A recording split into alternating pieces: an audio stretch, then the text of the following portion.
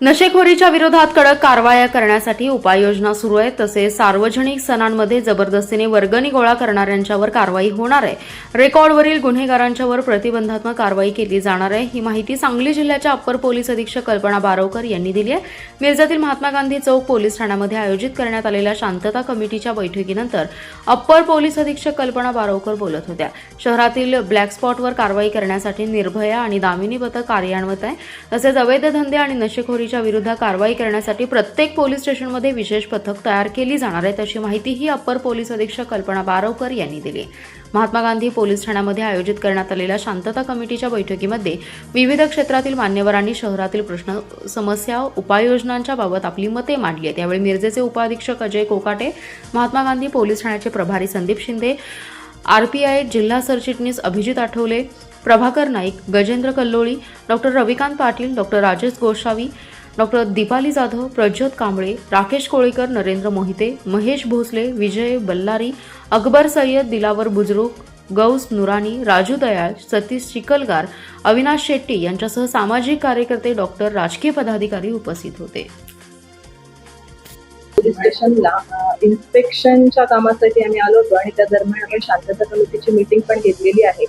आणि या मीटिंगमध्ये आपण साधारणतः या प्रसंगी म्हणजे गणपती उत्सवाच्या संदर्भामध्ये होणारे कायदा सुव्यवस्था आणि इतर जे प्रश्न आहेत त्याबाबत पण आपण इथे हजर असणारे जे डॉक्टर्स आहेत, नंतर आपले गणेश मंडळाचे जे अध्यक्ष आणि कार्यकर्ते आहेत, या सगळ्यांची मीटिंग घेतली. याच्यामध्ये इतर सामान्य जनही उपस्थित होते. सगळ्यात महत्त्वाचे प्रश्न त्यांनी जे उपस्थित केलेले होते ते म्हणजे वर्गणीचा जो वारंवार प्रश्न येतो की मंडळ वर्गणी मागतात आणि वारंवार आपल्याला इतक्याच रकमेची वर्गणी द्या म्हणून आम्हाला हे प्रेशराईज करतात असं त्यांचं मत होतं. आणि त्याच्यामध्ये आमचं असं सांगणं असेल सगळ्यांना की कोणीही जर आपल्याकडे अशा प्रकारची वर्गणी मागण्यासाठी आपल्याकडे जबरदस्ती जर करत असेल तर अशा मंडळांवर आम्ही गुन्हे दाखल करणार आहोत. आणि या बाबतीमध्ये सगळ्यांनी जागरूक राहणं गरजेचं आहे की आपल्याला असे कुठल्याही मंडळांनी जबरदस्ती करू नये. यासाठी पोलीस प्रशासन आपल्या बरोबर असणार आहे, याची सगळ्यांनी नोंद करून घ्यावी. त्याचप्रमाणे दुसरा एक सगळ्यात महत्त्वाचा मुद्दा होता की आमच्या जे इथे या पोलीस स्टेशनच्या हद्दीमध्ये महत्त्वाचे म्हणजे हॉस्पिटल्स भरपूर आहेत. तर अशा हॉस्पिटल्समध्ये आम्हाला तात्काळ सेवा मिळावी जेणेकरून कोणता लॉ अँड ऑर्डरचा प्रॉब्लेम होणार नाही. आणि त्याचप्रमाणे गणेशोत्सवामध्ये होणारा लॉ अँड ऑर्डरचा प्रॉब्लेम, तसंच इतर कोणतेही क्रिमिनल किंवा इतर कोणत्याही समाज विघातक अशा प्रवृत्तींनी गणेशोत्सवामध्ये निर्बंध घालून किंवा गणेशोत्सवाला कुठे गालबोट लावू नये याच्यासाठी आपण काय करणार आहात.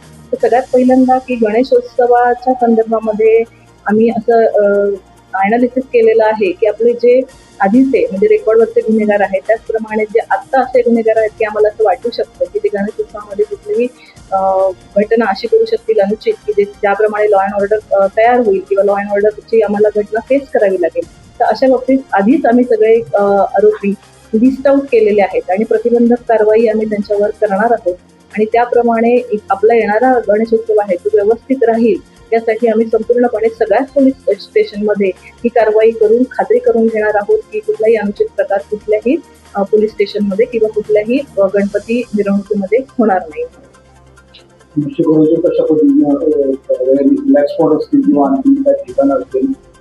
ब्लॅक स्पॉट आहेत जी आपली आता शहरांमधली, तर अशा ब्लॅक स्पॉटवर आपण ऑलरेडी तिथे निर्भया पथक आहे ते जात आहे. त्याचप्रमाणे आता आपण एक दुसरं पथकही तयार केलेलं आहे, दामिनी पथक, जे आपण पाहिलं असेल की आपण आताच नशामुक्तीच्या कार्यक्रमासाठी आपण नवीनच सुरुवात केलेली आहे, जे 2 व्हीलर्सवरनं जाऊन तिथली डार्क स्पॉट बघतात आहे किंवा इतर ज्या कारवाया आहेत त्या त्यांच्या माध्यमातून आपण करत आहोत.